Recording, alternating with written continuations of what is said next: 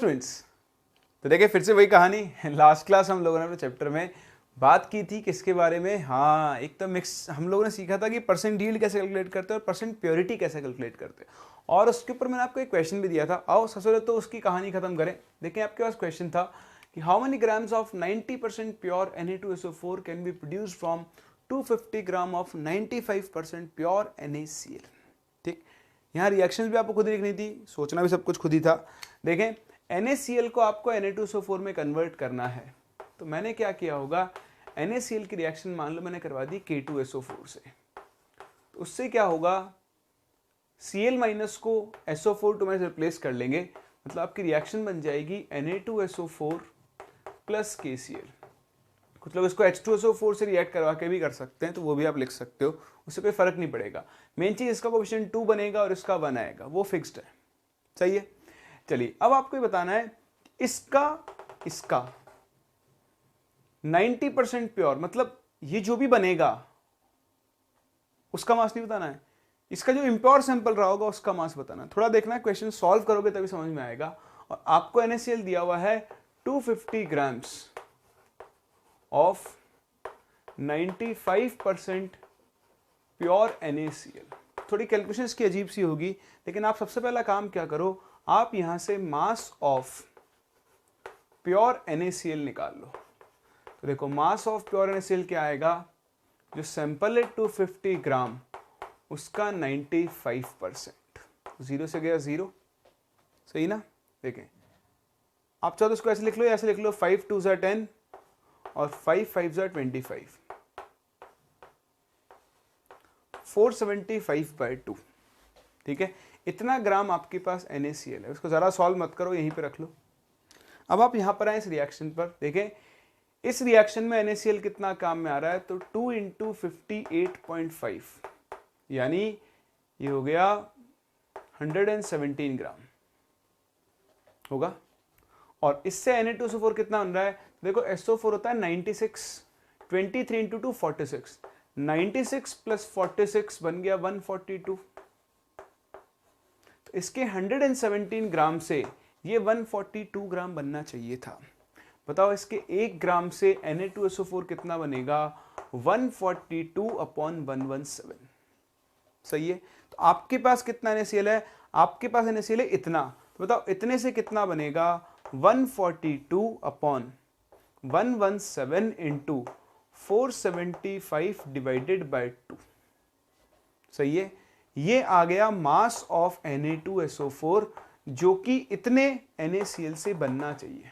अब देखो वापस से आता हूं कंसेप्ट पर, क्या कह रहा है ये, कि आपके पास ये एक इम्प्योर सैंपल था 250 ग्राम, उसमें प्योर NaCl कितना था 95%, तो मैंने प्योर NaCl का मास निकाल लिया।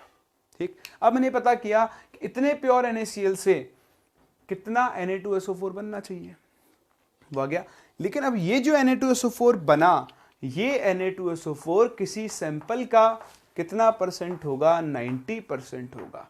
तो आप देखें यहां से आप x के लिए निकाल सकते हैं कितना, 142/117 × 475/2 एंड डिवाइडेड बाय 0.9। हाँ ये कैलकुलेशन है इसकी, इसको आप सॉल्व कर लें और आप इस क्वेश्चन का आंसर कैलकुलेट कर सकते हैं। तो ये मान लो आपकी सबसे डिफिकल्ट क्वेश्चन था इसके ऊपर, अगर आपने कर लिया है तो परसेंटेज परसेंट प्योरिटी क्लियर है, नहीं किया है समझ लिया ना, दोबारा ट्राई करना है इस क्वेश्चन को। ये क्वेश्चन 2 बार 3 बार, जब तक आपको करना पड़े, तो आप खुद से समझ के नहीं कर पाओ तब तक इस क्वेश्चन को जरूर सॉल्व करें, क्योंकि ये ऐसे क्वेश्चन है जिनकी लैंग्वेज अगर आपको आज क्लियर नहीं है तो आगे आपको ये परेशान कर सकते हैं। सही ना, चलिए अब बढ़ते हैं हम लोग आगे और स्टार्ट करते हैं with our next topic, that is mixture analysis. देखिए नाम से पता लग रहा है यहां पर आपको एक मिक्सचर को एनालाइज करना होगा, मतलब आपके पास एक मिक्सचर के बारे में कहानी सुनाई जाएगी, ये उड़ा दूं, उसके अंदर 2 या 2 से ज्यादा कंपोनेंट्स हो सकते हैं। एक कहानी सुनाएगा, उस कहानी से आपको उस मिक्सचर के कंपोनेंट्स का मास या मोल्स कैलकुलेट करना पड़ सकता है और उसके रिगार्डिंग कैलकुलेशंस करनी पड़ सकती है। लेकिन ये सब सीखने से पहले आपको कुछ कॉमन चीज़ें सीखनी होंगी, कुछ प्रॉपर्टीज़, कुछ रिएक्शंस, जिसमें कुछ आपको आती हैं और कुछ आपको आगे जाके ध्यान रखनी है। देखिए ये तो हम सभी जानते हैं कि एल्कली मेटल्स क्या होती है, हाँ, वेरी गुड। एल्कली मेटल्स कौन सी होती हैं? लिथियम, सोडियम, है ना, पोटेशियम, रुबिडियम, सीजियम। तो इनके बारे में एक इंफॉर्मेशन है जो मैं आपको देना चाहता हूं, ध्यान रखना।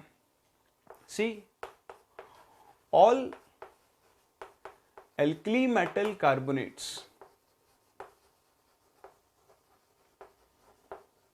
are thermally stable। Thermally stable का मतलब क्या है? ये हीट करने पर डिकम्पोज नहीं होते हैं, and do not decompose on heating, ठीक, एक्सेप्ट Li2CO3। ये चीज हम आगे चल के इनऑर्गेनिक के अंदर सीखेंगे। अगर आप लिथियम कार्बोनेट को छोड़ दो तो बाकी सारे कार्बोनेट क्या होते हैं? थर्मली स्टेबल होते हैं। मतलब Li2CO3 सॉलिड को अगर आप हीट करें तो ये हीट करने पर टूटता है into Li2O solid plus CO2 gas. उसके अलावा बाकी जितने भी मेटल कार्बोनेट्स हैं, लाइक M2CO3 कॉमन फॉर्म लिख रहा हूं, M सोडियम हो सकता है, पोटेशियम हो सकता है, रुबिडियम, सीजियम, कुछ भी हो सकता है। इनको आप हीट करो, आपको हीट करने पर कुछ भी नहीं मिलेगा। सोडियम कार्बोनेट को आप कितना भी हीट कर लो वो पिघल जाएगा वो पिघल जाएगा, मेल्ट हो जाएगा, लेकिन वो डिकम्पोज नहीं होता है। वहीं पे आप देखें जो आपकी अल्कलाइन अर्थ मेटल्स हैं, तो जो बेरिलियम कार्बोनेट है, मैग्नीशियम कार्बोनेट है, या फिर कैल्शियम कार्बोनेट है, ये सभी हीट होने पर डिकम्पोज होते हैं। ये बनाएगा BeO solid plus CO2 gas, ये बनाएगा MgO solid plus CO2 gas, और ये बनाएगा CaO solid plus CO2 gas. ठीक, तो ये इनके डिकम्पोजिशन की रिएक्शन है, ये भी आपको पता होनी चाहिए, तो अपन पढ़ते आ रहे हैं तो आपको याद होगी, है ना। इसी तरह अच्छा, इसके बाद के जो होते हैं वो थर्मली स्टेबल होते हैं, स्ट्रॉन्शियम हो गया, ये सब, तो हम इन तीनों की ही बात करते हैं। तीसरा, अगर आप किसी भी बाइकार्बोनेट को हीट करो, किसी भी एल्कली मेटल ले लो चाहे एल्कलाइन अर्थ मेटल ले लो, अगर आप बाइकार्बोनेट्स को हीट कर रहे हो, जैसे एक रिएक्शन मैंने आपको थोड़ी देर पहले बताई थी, NaCO3 सॉलिड, सोडियम बाइकार्बोनेट को हीट करोगे तो आपको क्या मिलेगा? उसका carbonate which is Na2CO3 solid, साथ में H2O गैस और CO2 गैस। तो ये बहुत ही इंपॉर्टेंट रिएक्शन है, इससे आप जरूर ध्यान रखें, ये आपको याद रहे। कुछ लोग इसमें गलती करते हैं, वो Na2O plus CO2 plus H2 सब निकाल देते हैं। नहीं, बाइकार्बोनेट को हीट करोगे तो आपको क्या मिलेगा? Metal carbonate plus CO2 plus H2। ठीक है, ऐसा आप कैल्शियम बाइकार्बोनेट को हीट करो, CaCO3 whole twice.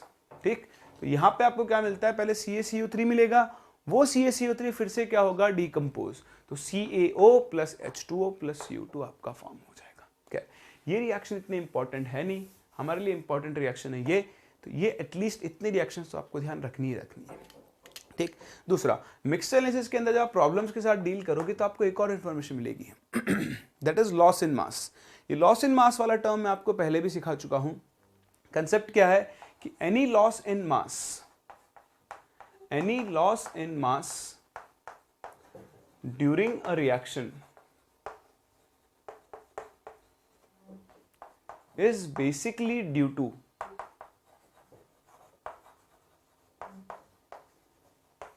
evolution of gases। ये आप हमेशा ध्यान रखें। अगर आपसे कोई कहता है कि एक मिक्सचर था, उसको हीट करने पर 2 ग्राम, 5 ग्राम, 10 ग्राम लॉस इन मास हुआ, तो जो लॉस इन मास होता है वो होगा इन गैसेस की वजह से। होता क्या है, हम एक मिक्सचर को कंटेनर में लेंगे, ठीक, मान लो मैंने नीचे एक वेइंग स्केल रखा हुआ है जो भी रीडिंग बता रहा है 10 ग्राम। मैंने NaCO3 सॉलिड को इस कंटेनर में हीट करना शुरू किया, तो देखो ये डीकंपोज होकर क्या बनाएगा? Na2CO3 सॉलिड प्लस साथ में क्या बनाएगा? H2O गैस, और साथ में क्या बनाएगा? CO2 gas. सही है क्या? अब देखो ये तो है सॉलिड को तो उड़ना आता ही नहीं है, लेकिन दोनों गैसेस को उड़ना आता है ना, तो ये गैसेस उड़ेंगी और उड़कर देखें ये जो H2O है ये इसके पंख हो गए, और ये जो CO2 हो गई ये इसके भी पंख हो गए, और ये दोनों गैसेस क्या होंगी? उड़ेंगी और उड़ के कहां पहुंच जाएंगी? बाहर। तो बताओ हाँ, क्या आपको यहाँ पर मास में कमी दिखाई देगी? रीडिंग लगातार क्या होती रहेगी? कम होती रहेगी। बताओ कब तक? हाँ, जब तक सारी गैस क्या नहीं होगी, ये बाहर निकल। तो देखो, इसी को एक और लैंग्वेज में बोल सकता है, या तो ऐसा लॉस इन मास बोल देगा, या ऐसा बोलेगा कि mixture is heated, this mixture is heated to constant mass. यानी मिक्सचर को तब तक हीट करते रहे जब तक उसका मास कांस्टेंट नहीं हो गया। इसका मतलब कब तक हीट करते रहे? जब तक सारी की सारी गैस क्या नहीं हो गई, ये फ्री नहीं हो गई है। आप सोचो, मान लो इस गैस का मास था टोटल मिलाकर 4 ग्राम, तो जब इसकी रीडिंग आ जाएगी 6 ग्राम और 6 ग्राम फिक्स हो गई, उसका मतलब क्या हुआ? अब कोई और गैस बाहर नहीं निकल रही है। जितनी गैस बाहर निकलनी थी सारी बाहर निकल चुकी है, 4 ग्राम। अब सिर्फ और सिर्फ आपके पास क्या बचा है? सॉलिड। समझते हो? तो इन गैसेस की वजह से तो क्या होगा? लॉस इन मास। दूसरा, गैसेस के उड़ने के बाद, रिएक्शन खत्म होने के बाद जो भी सॉलिड यहां बच गया उसको हम लोग क्या बोलते हैं? रेसिड्यू। क्या बोलते हैं?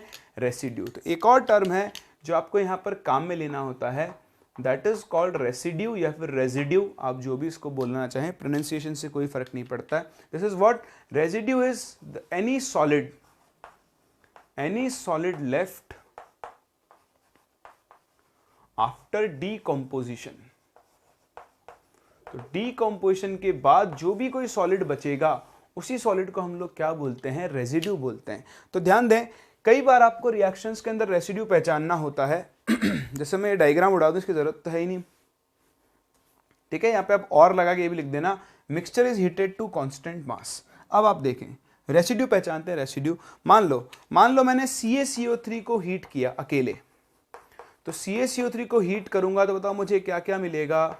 CaO solid plus CO2 gas. सही है। तो अभी ये मेरा रेसिड्यू है, क्योंकि ये तो गैस है, ये पूरा इसमें कन्वर्ट हो चुका होगा। लेकिन अगर मैं CaCO3 के साथ Na2CO3 को मिक्स कर दूं और अब मुझसे कोई रेसिड्यू पूछे, तो देखें CaCO3 तो हीट होने पर इसमें कन्वर्ट हो जाएगा, लेकिन भाई साहब ये जो Na2CO3 ना, ये एज इट इज यहां पहुंचेगा, क्योंकि आप अभी थोड़ी देर पहले ऊपर देख चुके हो Na2CO3 हीट करने पर डिकम्पोज नहीं होता है। अब इस केस में ये दोनों मिलकर क्या बनाएंगे? रेसिड्यू बनाएंगे। तो जरूरी नहीं है कि रेसिड्यू प्रोडक्ट ही हो रिएक्टेंट से जो बना, नहीं। अगर कोई सॉलिड रिएक्टेंट बच गया है तो वो भी किसके अंदर काउंट होता है? रेसिड्यू के अंदर काउंट होता है। समझ रहे हैं ना इस बात को? चलिए, तो ये थे छोटे मोटे कंसेप्ट, कुछ चीजें, कुछ बातें जो आपको मिक्सचर एनालिसिस के क्वेश्चंस से डील करने से पहले पता होनी चाहिए। अब स्पेशल कोई थ्योरी नहीं है, वही स्टोइकियोमेट्री आपको यूज करनी है। कैसे करनी है उसके लिए मैं क्वेश्चंस करने होंगे, और उसके लिए पहले आपको इसको कॉपी करके मुझे जगह प्रोवाइड करवानी होगी। कॉपी करें।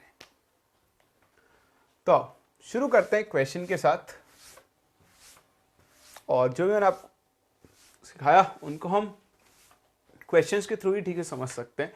तो देखिए, आपका पहला क्वेश्चन, बहुत ध्यान से समझे, बहुत आसान होते हैं। पता नहीं क्यों बहुत सारे स्टूडेंट्स को मिक्सचर एनालिसिस के क्वेश्चन के अंदर दिक्कत आती है, लेकिन आपको नहीं आएगी। बहुत ध्यान से अगर आप सीखेंगे तो ये दिमाग खाली कर दो, जो भी आप सपने देख रहे हो हटा दो और फोकस करें इस बोर्ड के ऊपर। क्या कह रहा है? 10 ग्राम सैंपल है MgCO3 का और Na2CO3 का। ठीक है जी, तो मेरे पास एक मिक्सचर हो गया जिसमें दो चीजें हैं, एक MgCO3 है और दूसरा Na2CO3 है। तो देखो, इन दोनों का मिलाकर कितना है? 10 ग्राम्स। इसको हीट किया और हीट करने पर जो CO2 मिली उसका वॉल्यूम आपको पता है। तो देखिए, वॉल्यूम ऑफ CO2 आपको दिया हुआ है 2.436 litre at 1 atm and 300 kelvin. ये चीज मैंने आपको याद रखने को कही थी जब हम बेसिक मूल सीख रहे थे, ठीक है। फिर भी आप यहां से PV इक्वल टू NRT लगाकर इस गैस के मोल्स निकाल लो, इतना काम आप कर लोगे, ये 0.1 मोल आएगा, है ना। P की वैल्यू 1, वॉल्यूम दिया हुआ है, R की वैल्यू 0.0821 और टेम्परेचर है 300। तो 0.0821 इंटू 300 होता है 24.63। ये 36 नहीं होगा, ये 63 होगा, चेंज कर लेना इसको, ठीक है। ये भी 63 ही लिखे हम। तो डिवाइड करोगे 0.1 मोल आपको CO2 मिल जाएगी, ठीक है। अब आपको मिक्सचर का कॉम्पोजिशन बताना। तो देखो, बेसिकली आपको देखना है कि इस मिक्सचर से टोटल CO2 कितनी मिलेगी, और उसी के हिसाब से अपने क्वेश्चन को सॉल्व करोगे। तो अगर आप ध्यान दें, Na2CO3 बताओ ये हीट होने पर क्या बनाएगा? कुछ नहीं, इसका डीकंपोजिशन नहीं होगा। इसका मतलब जो भी CO2 यहां बन रही है वो सिर्फ और सिर्फ किससे बन रही होगी? MgCO3 से बन रही होगी, है ना। तो बस लिखें रिएक्शन, MgCO3 सॉलिड, बताओ हीट करने पर क्या बनाएगा, MgO solid plus CO2 gas बनाएगा। बताओ CO2 आपको कितनी मिली, 0.1 मोल मिली। स्टोइकियोमेट्री शक्ल देखें, बताओ इसका 0.1 मोल बनाने के लिए ये भी कितना चाहिए होगा, 0.1 मोल। और अगर आप 0.1 मोल MgCO3 का मास निकालो तो इनटू उसका molar mass, that would be 8.4 gram MgCO3। तो देखें 10 ग्राम के मिक्सचर में MgCO3 है 8.4 ग्राम, यानी बाकी का जो 1.6 ग्राम होगा वह Na2CO3 होगा। अब अगर आपको परसेंटेज कॉम्पोजिशन निकालना है, बताओ percentage of MgCO3 by mass, ठीक है ना, हम बाय मास निकालेंगे यहां पर। तो देखो mass of MgCO3 8.4 upon mass of sample 10 into 100 कितना आ जाएगा, 84%। अब अगर ये 84% है तो ये 16% होगा ही होगा। आसान है ना। हाँ, अब कहानी बदलती जाएगी, कंसेप्ट आपका सेम रहेगा। तो आपको उस कहानी को एनालाइज करना है, जो दिया है और जो पूछा उनको बहुत अच्छे से रिलेट करना है। चलिए एक और क्वेश्चन करते हैं, फिर आपके लिए एक क्वेश्चन आएगा, है ना। ये क्वेश्चन मैं एक्सप्लेन करता हूं आपको, उससे थोड़ा सा और इसका लेवल बढ़ा लिया हमने क्वेश्चन का और लैंग्वेज को बदल दिया है। ध्यान से देखें, determine the composition of a mixture of anhydrous sodium carbonate and sodium bicarbonate from the following data. Weight of mixture taken, यानी आपके पास एक 2 ग्राम का मिक्सचर है।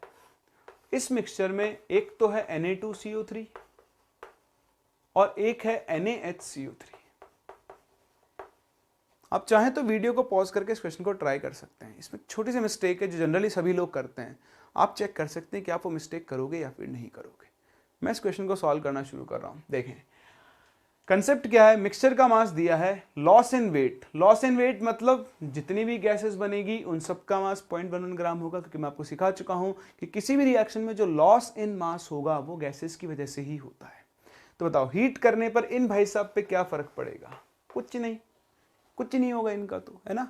हीट होने पर किस पे फर्क पड़ेगा, NaHCO3 पे। तो ध्यान दें, अगर मैं NaHCO3 को हीट करूं तो आप रिएक्शन कंप्लीट करो। हाँ, बोलना शुरू करें, वेरी गुड। Na2CO3 सॉलिड, बहुत बढ़िया, plus plus H2O gas plus CO2 gas. अब पता नहीं क्यों सब लोग सब कुछ जानते हुए भी यहाँ सिर्फ CO2 को ही काउंट करते हैं। क्या आपने भी ऐसा किया है? अगर किया है तो आज के बाद मत करना, ये भी तो गैस ही है, अलग अलग हो गई क्या, है ना। अब बेसिकली क्या है कि ये जो टोटल गैसेस बनी, इन गैसेस का मास मिलाकर 0.11 ग्राम आना चाहिए। हाँ जी, कितना आना चाहिए, 0.11 ग्राम। तो अब अपना क्वेश्चन शुरू होता है। हम क्या करते हैं, मान लेते हैं कि इस मिक्सचर के अंदर NaHCO3 x ग्राम है, सही है। फिर इस रिएक्शन की शक्ल देखो, इसके 2 इंटू इसका मोलर मास आता है 84 ग्राम से। बताओ H2O कितना बनेगा, 18 ग्राम। अब आप चाहो तो इन दोनों का अलग अलग मास निकाल सकते हो, या फिर हम चाहें तो दोनों का एक साथ निकाल सकते हैं। 18 ग्राम इसका बनेगा प्लस 44 ग्राम इसका बनेगा, यानी 62 ग्राम टोटल गैसेस का मास बनेगा। और जो लॉस इन मास होगा वो गैसेस की वजह से होगा। अब हो चुका है अपना क्वेश्चन सॉल्व। देखें 2 इंटू 84 ग्राम से 62 ग्राम गैसेस बनती हैं टोटल। तो बताओ 1 ग्राम से कितनी बनेगी, 62 डिवाइडेड बाय 2 इंटू 84। तो आपके पास कितना है इसका x ग्राम। तो बताओ x ग्राम से कितनी बननी चाहिए, into x, and this should be equal to 0.11। सही है, यहां से आप x के लिए निकाल लो तो कितना बनेगा, 0.11 इंटू 2 इंटू 84 अपॉन 62, ये 30 बन गया। तो x के लिए आ गई 0.11 इंटू 84 बाय 31। तो आपको अब सॉल्व भी करना पड़ेगा। तो 31 3 जा तो 9 के आसपास चला गया, 2 62 2.0, तो ये आ जाएगा 7 के पास। 7 1 जा 7, 7 3 जा 21, 3। ठीक, तो 2.70 यानी 2.7 के आसपास आ गया। इसको मल्टीप्लाई कर लो 7 297, 0.297, यानी इसको आप अप्रोक्सीमेटली 0.3 ग्राम NaHCO3 लिख सकते हो। चलिए जी, हो चुका है अपना क्वेश्चन सॉल्व। 2 ग्राम मिक्सचर में, हाँ जी 2 ग्राम मिक्सचर में ये भाई साहब है 0.3 ग्राम्स। तो बताओ ये कितना होगा, 1.7 ग्राम। अगर आपको परसेंटेज ऑफ NaHCO3 निकालना है तो वो कितना होगा, इसका मास अपॉन मिक्सचर का मास इंटू 100। सही है, तो कितना बन जाएगा, देखो 30/2 15%। ये अगर 15% है तो आपका Na2CO3 कितना होगा, 85% होगा। कर सकते हैं ना। तो इस चीज में इंपॉर्टेंट ये था कि आप H2O को काउंट नहीं करते हो, यहाँ H2O भी गैस होता है। इसलिए मैंने आपसे कहा था कि इस रिएक्शन में फिजिकल स्टेट्स याद रखना भी बहुत इंपॉर्टेंट है। अगर आपको याद नहीं है तो आप इसको लिक्विड ले लोगे, ये पक्का है। लेकिन क्योंकि इसका टेम्परेचर, जो डीकम्पोजिशन टेम्परेचर होता है ना, वो 100 से ज्यादा ही होता है हमेशा, तो जो भी गैस H2O बनेगा वो भी कौन सी फॉर्म में बनेगा, गैस फॉर्म में बनेगा। कर सकते हैं, चलिए कर सकते हैं। तो एक तो आप इसे कॉपी करें, और मेरे पास जो अगला प्रश्न है वो आपके लिए है। लेट्स सी आप इसको सही सॉल्व कर पाते या फिर नहीं। चलिए तो डिस्कस करते हैं, देखिए इस क्वेश्चन को। आई होप आपने क्वेश्चन ठीक से सॉल्व कर लिया होगा, लेकिन क्योंकि मेरे पास आंसर नहीं है, और वैसे भी तो क्लास लिस्टेशन है तो डिस्कस तो हमें करना ही करना है ना। बाकी आपके लिए प्रैक्टिस के लिए क्वेश्चन तो है ही आपकी डीपीपी के अंदर। देखिए क्या कह रहा है, 92 ग्राम मिक्सचर है CaCO3 का और MgCO3 का। ठीक है जी, तो CaCO3 सॉलिड और MgCO3 सॉलिड, इन दोनों का एक मिक्सचर बनाया गया है 92 ग्राम्स। ठीक है, आगे क्या कह रहा है, हीटेड स्ट्रांगली। तो देखिए आपने देखा है कि हीट करने पर तो दोनों ही डीकम्पोज होंगे। तो अब मान लो कि इसका मास है x ग्राम, तो इसका मास कितना होगा, 92 माइनस x होगा ना। मिलावट, हमारी चौक में मिलावट, क्ले के अंदर पत्थर। चलिए खैर ये डीकम्पोज होगा, तो डीकम्पोज होकर क्या बनाएगा, CaO solid plus CO2 gas. Same इसी तरह ये हीट होने पर क्या बनाएगा, बताओ, MgO solid plus CO2 gas. अब देखो उसने क्वेश्चन की लैंग्वेज बदलती है। उसने क्या बोला है कि जो रेसिड्यू बच गया after complete decomposition of the carbonates, दोनों पूरे पूरे टूट गए, उसके बाद जो रेसिड्यू बचा, तो बताओ इस रेसिड्यू में कौन कौन काउंट होगा, CaO प्लस MgO। हाँ, और इन दोनों का मास मिलाकर है 48 ग्राम। बस, तो दया वो जानते हो, CID वाला दया। हाँ, हमें रास्ता मिल चुका है, हमें कुछ नहीं करना है, हमें पता करना है कि इससे कितना CO बनेगा।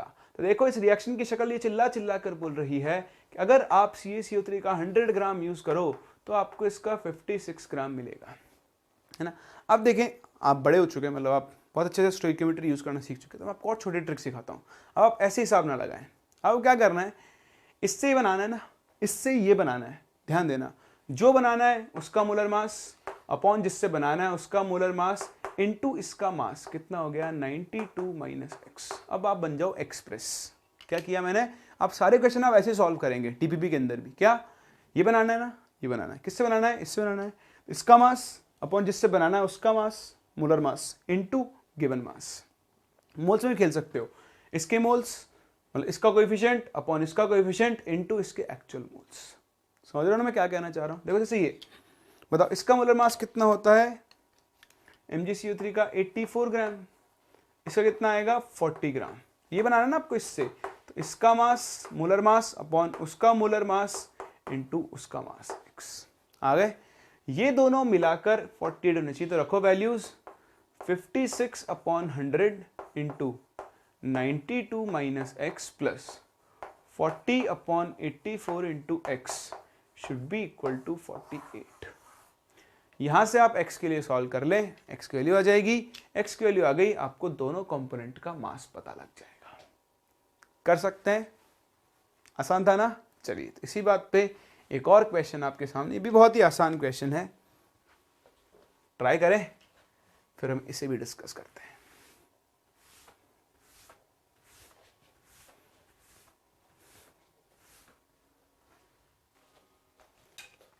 तो देखिए क्या है question, 64 gram of mixture of NaCl और KCl है, जिसको आपने ट्रीट किया है कॉन्सेंट्रेटेड H2SO4 के साथ, and the total mass of metal sulphates obtained was found to be 76 grams. ठीक है, आपको KCl और NaCl का मास परसेंट निकालना है। तो आप देखें इन दोनों रिएक्शन में मान लो x ग्राम तो काम में आ रहा है KCl, तो जो बचा वो क्या हो जाएगा 64 माइनस एक्स ग्राम आपका, सॉरी उल्टा बोल दिया, एक्स ग्राम NaCl और 64 माइनस एक्स ग्राम क्या हो जाएगा आपका KCl। अब आप देखो इससे कितना Na2SO4 मिलेगा, तो वही मास वाला मेथड लगा लो, 2 इंटू इसका हो गया 58.5, तो 58.5 हो गया 117, ठीक है। तो 117 ग्राम से ये मिलेगा आपको 96 प्लस 46 142 ग्राम, ठीक। तो देखो इसका मास 142 अपन इसका टोटल मास कितना काम में आ रहा है 117 इंटू एक्स, इतना ग्राम Na2SO4 तो यहां से मिला, सही है ना। दूसरा यहां आप देखो KCl होता है 74.5 इंटू 2 कर दो 149, तो इसका मास निकालो 39 इंटू 2 78 प्लस 96 174, तो देखो ये 174 अपॉन वो कितना काम में आ रहा है 149 इंटू 64 माइनस एक्स। क्वेश्चन में कहा गया है कि इन दोनों सल्फेट का मास मिलाकर यानी 142 upon 117x plus 174 upon 149 into 64 minus x, इसकी वैल्यू कितनी आनी चाहिए 76 ग्राम्स आनी चाहिए। बस यहां से आप x किलो निकाल सकते हो और x किलो निकालकर आप इन दोनों का क्या कर सकते हो मास परसेंट कैलकुलेट कर सकते हो। बोलो कर सकते हैं ना। तो ये था आपके पास सिंपल सा टॉपिक, ऑल्दो ये लगता नहीं है सिंपल स्टूडेंट्स को, क्योंकि लैंग्वेज और थोड़ा सा कैलकुलेटिव होता है।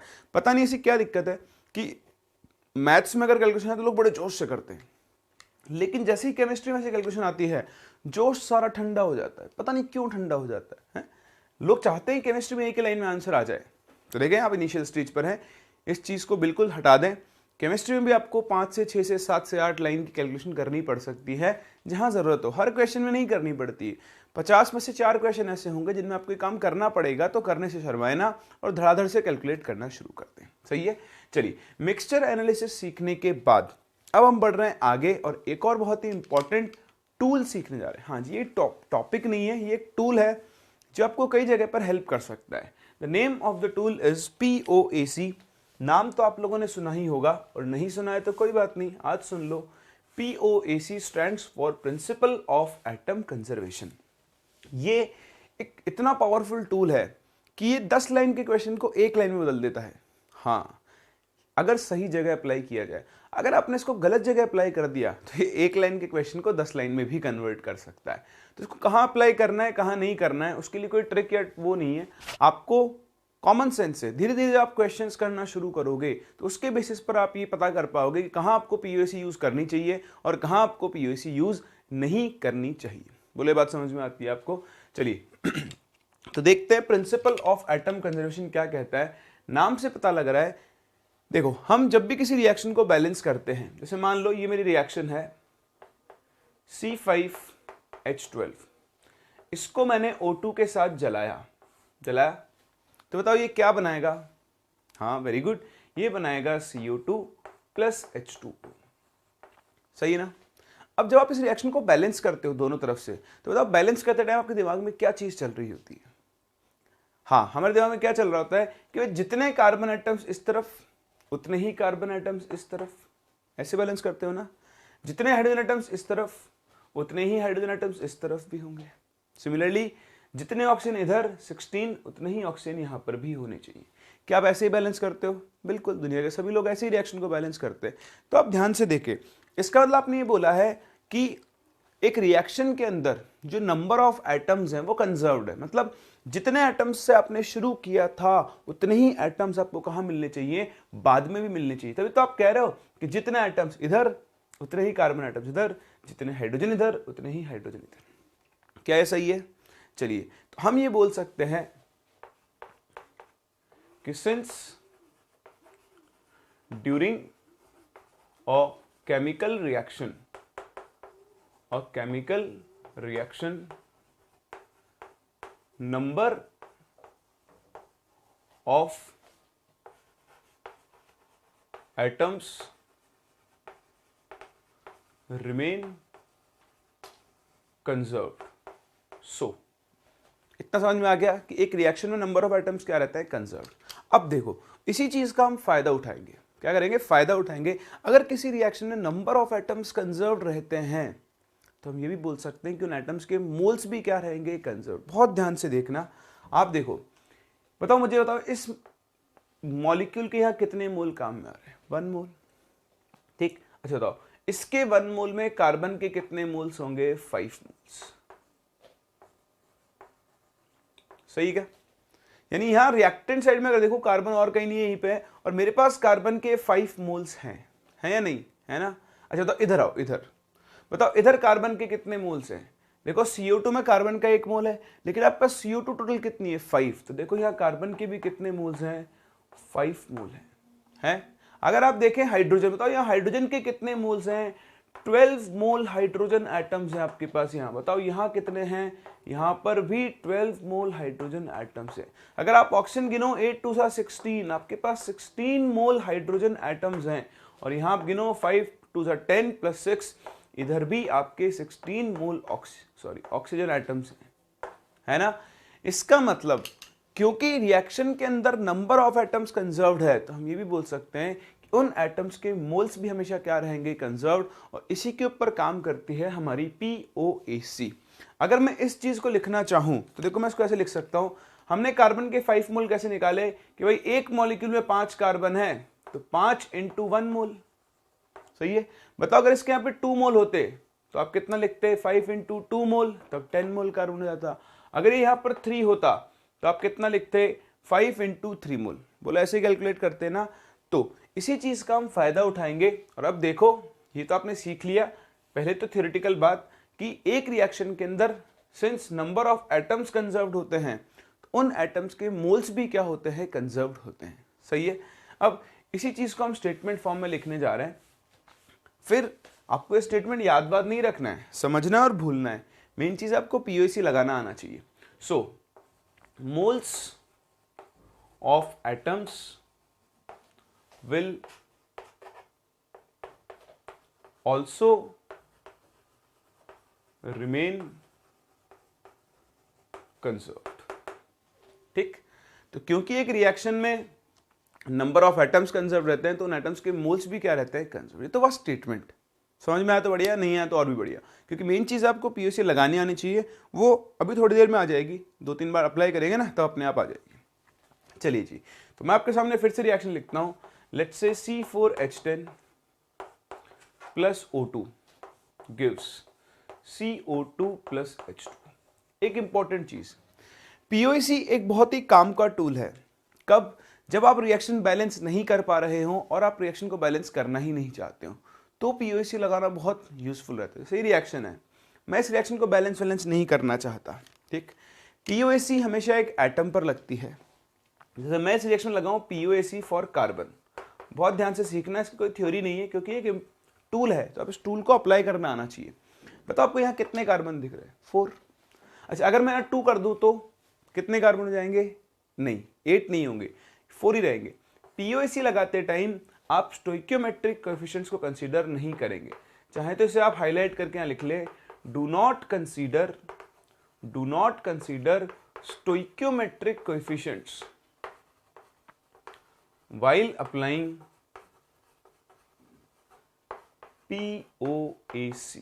तो POAC लगाते टाइम आप कोएफिशिएंट्स की चिंता बिल्कुल भी ना करें, है तो बढ़िया और नहीं है तो और भी बढ़िया, ठीक। तो बताओ यहाँ कितने कार्बन है, 4। तो कैसे लगाऊंगा POAC, 4 × जिस कंपाउंड में वो है उसके मोल्स लिख दो, तो 4 × मोल्स ऑफ C4H10।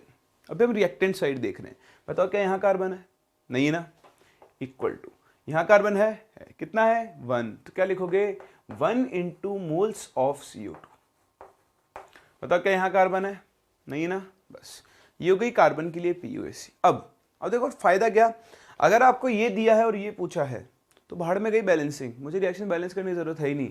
मैं इसके मोल्स और इसके मोल्स, दो ऐसे कंपाउंड जिसमें एक कॉमन एटम हो, उनके मोल्स को आप डायरेक्टली POAC से क्या कर सकते हो, रिलेट कर सकते हो। देखो आगे चलो POAC लगाते हैं हाइड्रोजन के लिए, ठीक है। बताओ यहाँ कितने हाइड्रोजन है, 10। तो 10 × क्या लिखोगे, moles of C4H10। This should be equal to, तो अब यहाँ कितने हाइड्रोजन है, 2।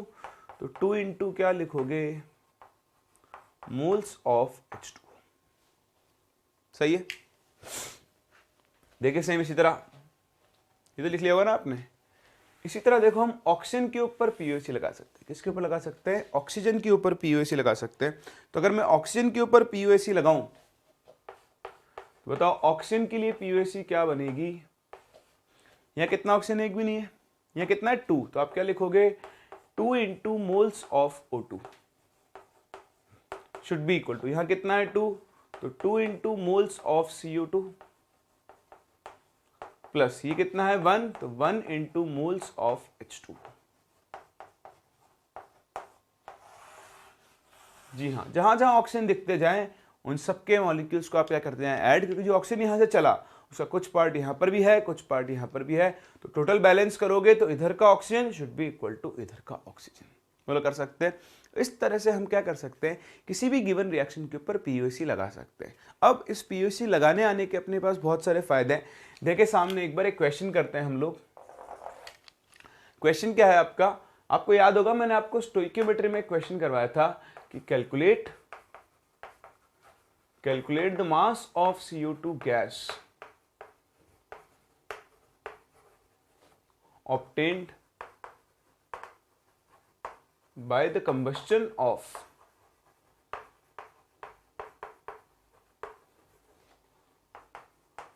570 ग्राम ऑक्टेन। तो 570 ग्राम ऑक्टेन के कंबस्टन से जितनी CO2 मिलेगी आपको CO2 का मास कैलकुलेट करना है। ध्यान से देखें कैसे करेंगे। ऑक्टेन का फॉर्मूला क्या था? C8H18, सही है। इसको आपने O2 के साथ बर्न किया था और क्या बनाया था? CO2 plus H2। एक तरीका हमने देख लिया था, हमने रिएक्शन को बैलेंस किया था, CO2 के मोल्स निकाले थे और उससे हमारा मास आया था 1.76 kg। कितना आया था? 1.76 kg। अब देखो उसी क्वेश्चन को दोबारा से हम करते हैं पीओसी से। देखना पीओसी कब लगानी चाहिए। आपसे जिसके बारे में इंफॉर्मेशन दी है और जो आपसे पूछा गया है, अगर उन दोनों के बीच में एक एटम कॉमन हो और वो एटम किसी और के पास ना हो तो POC is the best tool to solve question. मतलब ये और ये देखो, इन दोनों में कार्बन कॉमन है और कार्बन किसी और के पास नहीं है, तो जो दिया है और जो पूछा है अगर उनके बीच में एक ऐसा एटम है जो कहीं और नहीं है तो आप पीओसी लगाओ, आपको फटाफट आंसर्स मिलेंगे। तो देखिए मैं यहां पर लगाता हूं POAC फॉर कार्बन। बताओ इधर कितना कार्बन है? 8। तो आप क्या लिखोगे? 8 into moles of C8H18। This should be equal to, यहां क्या बनेगा बताओ? 1 इंटू मोल्स ऑफ CO2 होगा। तो 8 इंटू बताओ मोल्स ऑफ C8H18 कितने हो गए? 570/114। This should be equal two moles of CO2। यहां से आप कैलकुलेट करोगे तो मोल्स ऑफ CO2 कितना आएगा? 40। देखो ये इसको 5 टाइम्स उड़ाएगा। अगर मोल्स ऑफ CO2 40 है तो बताओ मास ऑफ CO2 कितना आएगा? 40 into 44, that is 1760 gram and it would be 1.76 kilograms. और ये आपका करेक्ट आंसर। देखो एक लाइन में, ये तो मैं कैलकुलेट करके दिखा रहा हूं आपको, वरना क्वेश्चन तो एक लाइन में वर्बली ही सॉल्व हो चुका है। अब आप ध्यान दें, अगर यहां पर मान लो 2 और यहां पर 3 होता, उससे आपको कोई लेना देना नहीं है, समझ रहे हो। स्टोइकियोमेट्री लगाते टाइम हम कोएफिशिएंट्स को पीओसी लगाते टाइम हम स्टोइकियोमेट्रिक कोएफिशिएंट्स की चिंता नहीं करते हैं। तो एक और काम की चीज, आपको यहाँ पर रिएक्शन बैलेंस करने की जरूरत नहीं है। तो देखो ये टूल मैं आपको इसलिए सिखा रहा हूँ कि अभी हम आगे चलकर सीक्वेंशियल रिएक्शन पढ़ने वाले हैं। कभी कभी वहां पर आप पीओसी लगा सकते हो। और आप एक और टॉपिक पढ़ोगे दैट इज कॉल्ड यूडियोमेट्री। क्या? यूडियोमेट्री। यूडियोमेट्री में पीओसी का बहुत यूज है, इसलिए भी आपको ये बहुत अच्छे से अप्लाई करनी आनी चाहिए। आई बात समझ में? चलिए, तो ये सब आप कॉपी कीजिए और जो आपने कॉपी कर ही लिया होगा मेरे हिसाब से, ये मेरी तरफ से आपके लिए क्वेश्चन है। ये प्योर पीओसी का क्वेश्चन है। एक बार आप इस क्वेश्चन को ट्राई करें, फिर हम इसे डिस्कस करते हैं।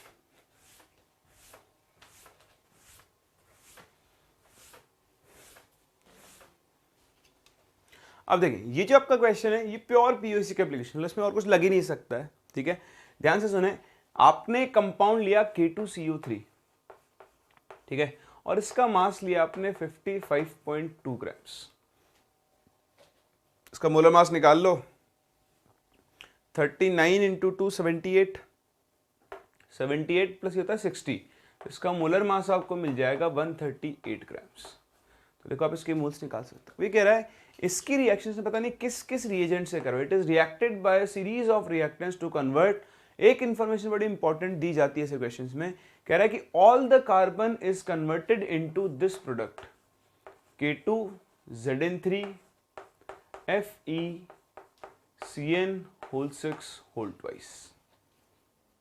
मतलब अब उसने क्या बोल दिया है कि यहां का जितना भी कार्बन था वो सारा का सारा कार्बन इसके अंदर कन्वर्ट कर दिया गया है ना। तो अब आप कह सकते हो कि मतलब कार्बन एटम कहीं और नहीं गया, तो इसके और इसके बीच में सिंस कार्बन एटम कंजर्व्ड है तो आप यहां पर अप्लाई कर सकते हो POAC फॉर कार्बन, कर सकते हैं। बताओ यहां कितना कार्बन है 1, तो 1 इंटू क्या लिखोगे, मास अपॉन मोलर मास, इसके moles. This should be equal to, यहां कितने कार्बन है 6 2 12, तो 12 इंटू इस कंपाउंड का मास आपको निकालना है और इसका मोलर मास कितना है 698। बस इसके बाद तो हमें कैलकुलेशन करनी है। समझ रहे हैं इस चीज को?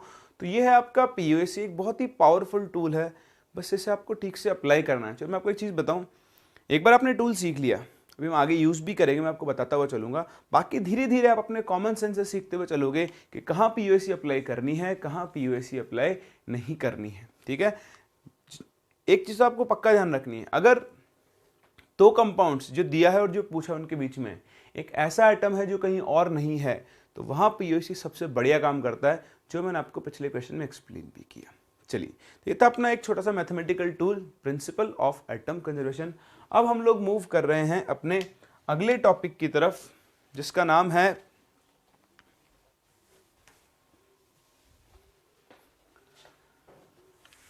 मेरा डस्टर रह गया था भाई, चिंता ना करें। ये जो हमारा टॉपिक है, इस टॉपिक का नाम है मिक्सचर एनालिसिस, सॉरी सीक्वेंशियल और सीरीज रिएक्शन। मिक्सचर एनालिसिस तो हम पढ़ चुके हैं। तो देखिए अपना अगला टॉपिक सीक्वेंशियल और सीरीज रिएक्शन।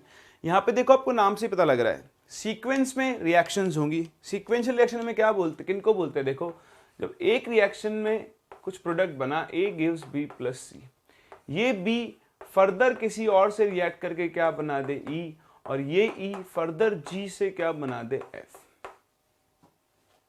EFG है थोड़ी सी लोचा हो गया। खैर, तो देखें इस तरह के रिएक्शंस को हम सीरीज रिएक्शन बोलते हैं, जहां पर एक रिएक्शन का प्रोडक्ट अगली रिएक्शन में रिएक्टेंट की तरह काम कर रहा हो। ये रिएक्शन इस पर डिपेंड कर रही है, ये रिएक्शन इस पर। अगर ये रिएक्शन रुक गई तो ये दोनों रिएक्शन भी रुक जाएंगी, ये रिएक्शन रुक गई तो ये चलती रहेगी, लेकिन ये रिएक्शन रुक जाएगी। समझ रहे हैं आप इस चीज को? तो ऐसी रिएक्शन जो आपस में कनेक्टेड होती है उन्हें हम सीरीज और सीक्वेंशियल रिएक्शंस बोलते हैं। इनकी कोई थ्योरी नहीं है, आपको बेसिकली इनके पर क्वेश्चन से डील करना चाहिए। आपको यहाँ पर किसी का भी मास दे देगा, मान लो A का मास देकर G का मास पूछ लेगा, A का मास देकर E का मास पूछ लेगा, कुछ भी पूछ सकता है। तो वो सारे केसेस से आपको यहाँ पर बस डील करना आना चाहिए। बहुत ही आसान है, आप देखते चले। दिखने में ही आपको जितनी बड़ी दिखेंगी रिएक्शंस, एक्चुअली ये रिएक्शंस क्या होती हैं उतनी ही छोटी होती जाती हैं। सही है, तो आओ शुरू करते हैं सीधे क्वेश्चन के साथ। देखें ये एक रिएक्शन है, Cl2 plus 2 KOH gives KCl plus KClO plus H2O। ठीक है, अगली रिएक्शन है KClO कन्वर्ट हो रहा है KCl plus KClO3 के अंदर। ठीक, और उसके अगली रिएक्शन है KClO3 फिर से जा रहा है KCl plus 2 KClO4 में। इसको आप बैलेंस करें, ठीक से बैलेंस नहीं की हुई है। दिस वुड बी 4 KClO3, ये बनेगा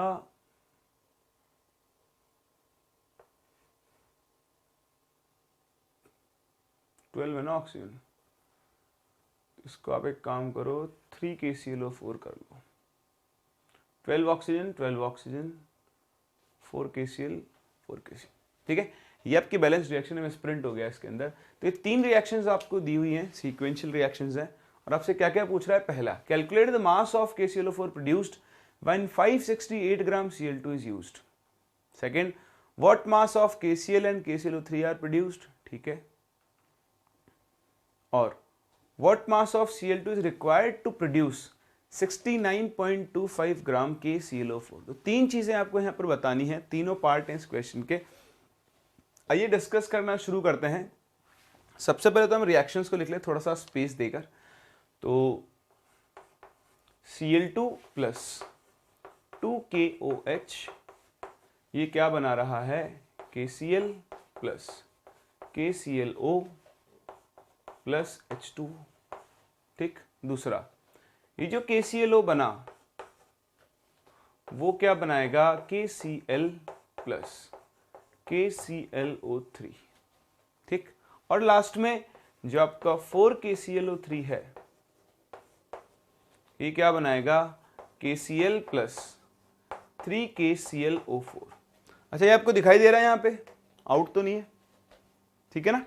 चलिए अब आप ध्यान से देखना, पहला part, calculate the mass of KClO4 produced when 568 gram Cl2 is used. आप क्या किया करो, उसको करने के बहुत सारे तरीके होते हैं, पर मैं आपको एक ही तरीका बताता हूँ, थोड़ा सा, क्योंकि आपने स्टोइकियोमेट्री सीख ली, थोड़ा तेज भी आप मूव कर सकते हैं। पहले तो रिएक्शंस को बैलेंस कर लो। तो देखो हमारी रिएक्शन सारी बैलेंस्ड है, नहीं ये रिएक्शन बैलेंस नहीं है। देखो ये है KClO, ये बना रहा है KCl प्लस KClO3, तो मैं इसको लिख सकता हूँ 3KClO gives 2KCl plus KClO3। सही ना। चलिए चेक करें, हो सकता है कुछ रिएक्शन बैलेंस दी, हो सकता है एक भी रिएक्शन बैलेंस करके ना दी हुई हो। ठीक है, तो पहले सबसे पहला काम आप इन रिएक्शंस को बैलेंस कर लो। इधर क्या बनेगा, 4KClO3 gives KCl plus 3KClO4। अब इसको करने के दो तरीके मैं आपको समझाता हूं, ध्यान से देखना। पहले तो आप निकाल लो क्लोरीन के मोल्स, तो 568 अपॉन क्लोरीन का मोलर मास हो गया 71, तो ये मुझे दिखाई दे रहा है 8 मोल। ठीक है, एक तरीका तो क्या है, सिंपल चलते चलो। सिंपल कैसे, ध्यान से देखना, यहां मैंने शुरू किया है 8 मोल क्लोरीन से, सारी चीज दिमाग से निकाल दो, अभी यहाँ पे फोकस करो। बताओ 1 मोल Cl2, मैं उसको देखूंगा जो आगे काम में आ रहा है। ठीक है, ये रिएक्शन बैलेंस्ड है अपनी, बिल्कुल सही है, बैलेंस्ड है। तो आप देखो 1 मोल Cl2 से 1 मोल KClO बन रहा है, बताओ 8 मोल से कितना बनेगा, 8 मोल ही बनेगा, और यही 8 मोल आगे काम में आएगा। सही है, अब ध्यान देना, ऐसा मत कर देना यहाँ 8 है तो यहाँ पे आपने 8 × 3 24 कर दिया, नहीं, यहाँ कितना बना, 8 मोल बना, तो 8 मोल ही काम में आएगा। लेकिन अब इस रिएक्शन की स्टोइकियोमेट्री बदल चुकी है। अब आप देखो इसके 3 मोल से कितना KClO3 बनता है, 1 मोल।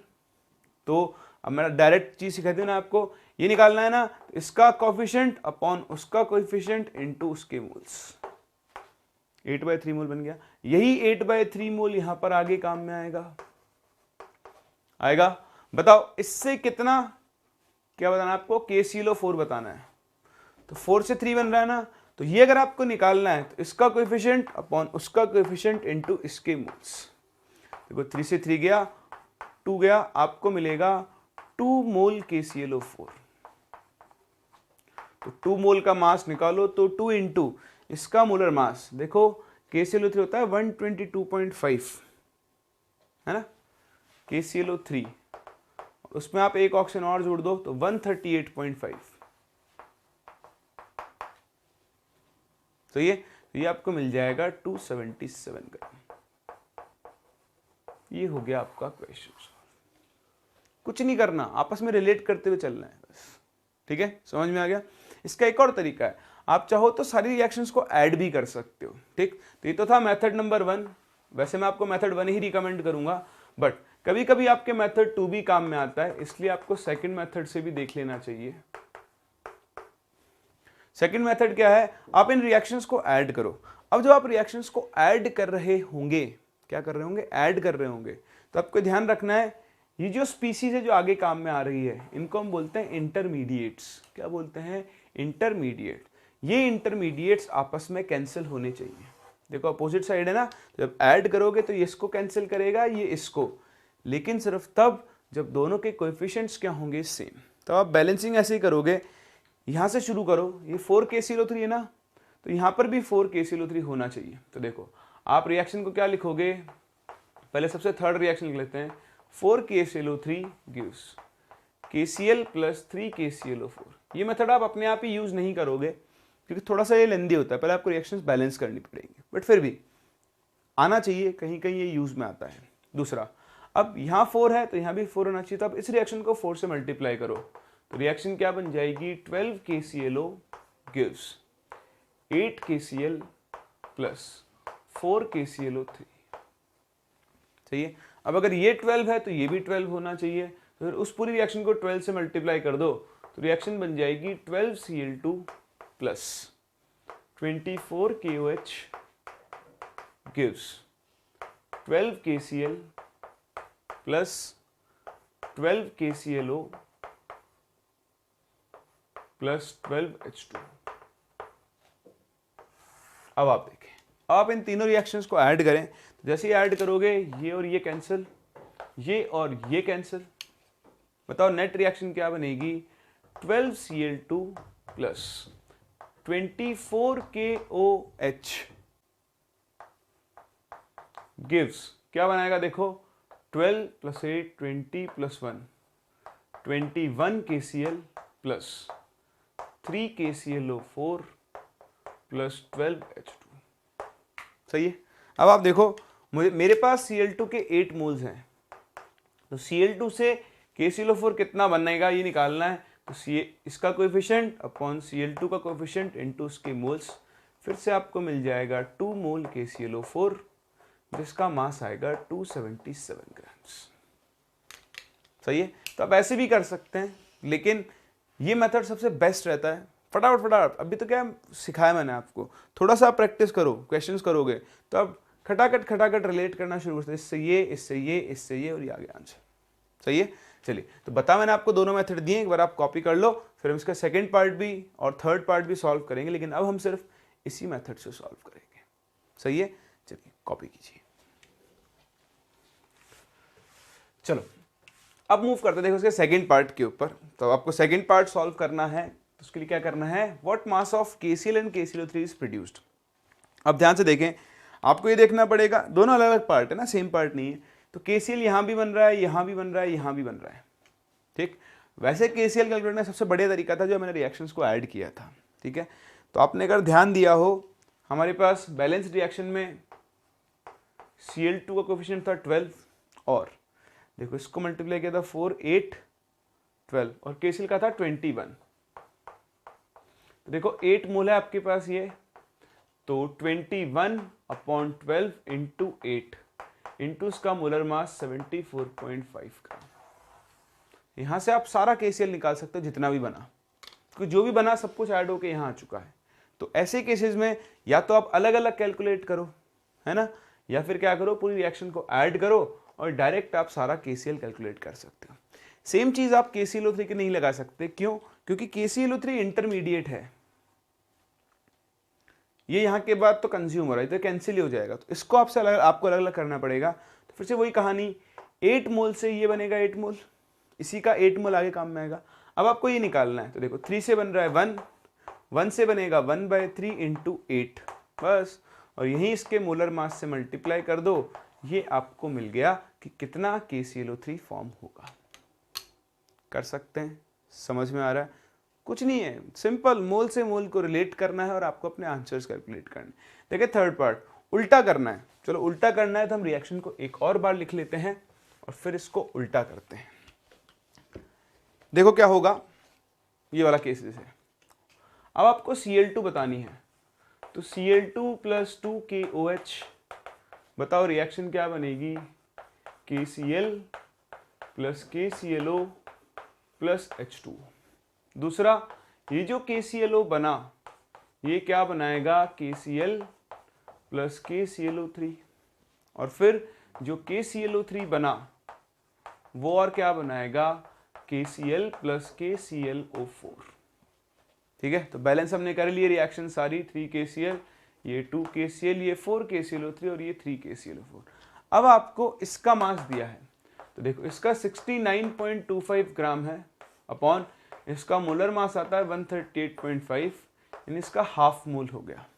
ठीक है, तो ये आपके पास 0.5 मोल है। अब आपको यहां से यहां पहुंचना है, तो शुरू हो जाओ।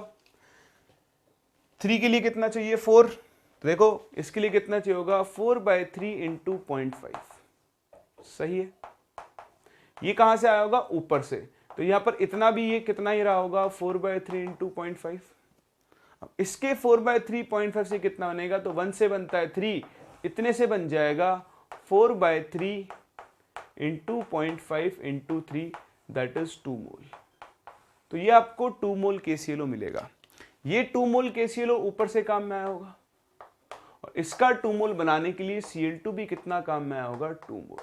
बस 2 मोल Cl2 का मास निकाल लो तो 2 × 71 दैट इज 142 ग्राम्स। कर सकते हैं। अब बताओ क्या किया मैंने, इसके मोल्स निकाल लिए। 3 मोल के लिए 4, 1 के लिए 4/3, 0.5 के लिए 0.5। फिर यही काम ऊपर से आएंगे सारे मोल्स। 1 के लिए 3 तो इतने के लिए × 3 2 मोल्स आ गया। ये 2 मोल्स ऊपर से आए होंगे। कोएफिशिएंट की यहां से यहां आ रहे जा रहे हो तो कोएफिशिएंट नहीं देखना, जितना मोल यहां बना वो सब ऊपर से आया होगा। निकाल लो, आप Cl2 कैलकुलेट कर सकते हैं। कर सकते हैं, बोलो समझ में आ रहा है। चलिए ये चीज ठीक है ना। अभी आपको ना एक और आगे क्वेश्चन आएगा, उसमें मैं आपको एक चीज सिखाऊंगा बहुत काम का, पर वो हर जगह वैलिड नहीं होता, इसलिए उसको यहाँ कॉमन नहीं बना रहे। अच्छा, अब इसी में एक और वैरायटी आ जाती है, मैं इसी क्वेश्चन में समझा रहा हूँ, बाकी क्वेश्चन फिर आप प्रैक्टिस की फॉर्म में करना। क्या है, कई बार आपको ऐसे लिख के दे देगा, यहाँ लिख देगा 50%, यहाँ पर 80% और यहाँ पर 90%। ठीक है, अब मैं वापस से फर्स्ट पार्ट सॉल्व करता हूँ। ठीक है, तो ये क्या कह रहा है कि इसका मतलब क्या है कि फर्स्ट रिएक्शन की जो यील्ड है वो 50% है, सेकंड रिएक्शन की जो यील्ड है वो 80% है और थर्ड रिएक्शन की जो यील्ड है वो 90% है। बताओ कितना KClO4 प्रोड्यूस्ड होगा इतनी Cl2 से। तो कुछ करना ही नहीं है क्या, आपको कुछ करना ही नहीं है। हाँ, ये आंसर निकाल लोगे ना। बस ये जो आपका आंसर आया लास्ट में, इसे आप सारी यील्ड से मल्टीप्लाई कर देना, 0.5 × 0.8 × 0.9। हाँ, क्वेश्चन खत्म। बस इतना ही करना है। अगर आपको यील्ड्स दी हुई हैं, कुछ मत करो, नॉर्मल तरीके से क्वेश्चन को सॉल्व करो और लास्ट स्टेप में सारी यील्ड से क्या कर दो, मल्टीप्लाई, क्योंकि आप रिएक्टेंट से क्या निकाल रहे हैं, प्रोडक्ट। हाँ, क्योंकि यहां प्रोडक्ट से रिएक्टेंट निकाल रहे हो, तो जो लास्ट आंसर आपका आए, इस आंसर को आप डिवाइड कर दें सारी यील्ड से, यानी 0.5 × 0.8 × 0.9। क्या आप ये कर सकते हैं? तो ये कर सकते हैं। तो यही थी सीक्वेंशियल रिएक्शंस और इनसे डील करने का तरीका। अब आपको ये देखने में बहुत बड़े लगेंगे, डिफिकल्ट भी लगेंगे, लेकिन अगर आप एक बार डिटरमाइन करके इनके क्वेश्चंस करना शुरू कर दें, 5 से 7 क्वेश्चन लाइन से कर लो बस आप इसके, फिर आपको इस टॉपिक में कभी दोबारा दिक्कत नहीं आने वाली, क्योंकि ये आसान होता है। दिखने में ये बड़ा और लेंदी हो सकता है, लेकिन एक्चुअली आसान होता है अगर आप इस मेथड को फॉलो करते हुए चलेंगे। दुनिया में आपको बहुत सारे लोग मिलेंगे, कोई आपको फैक्टर लेवल मेथड बताएगा, मैं नाम बता रहा हूँ पर जरूरत नहीं है उसकी, क्योंकि उतना ही ज़्यादा कन्फ्यूजिंग है। सिंपल रखो चीज़ों को, इसके मोल, इसके मोल और आंसर खत्म। कर सकते हैं ना। चलिए, तो ये थी अपनी सीरीज और सीक्वेंशियल रिएक्शंस जो मैंने आपको डील करना सिखाया।